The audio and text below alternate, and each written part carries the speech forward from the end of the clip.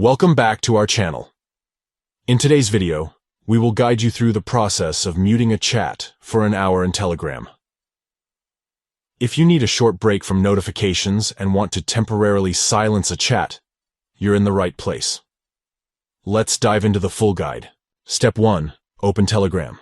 Look for the familiar blue and white circle icon with a paper airplane inside. Tap on it to launch the Telegram app. Step 2. Tap and hold on a chat.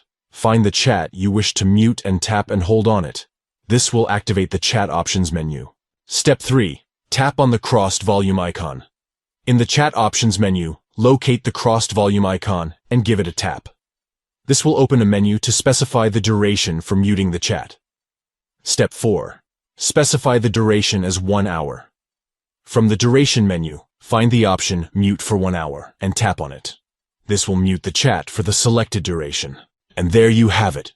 You have successfully learned how to mute a chat for an hour in Telegram.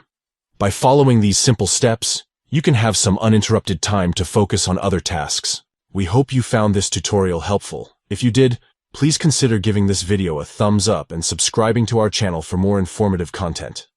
Don't forget to hit the notification bell to stay updated with our latest videos.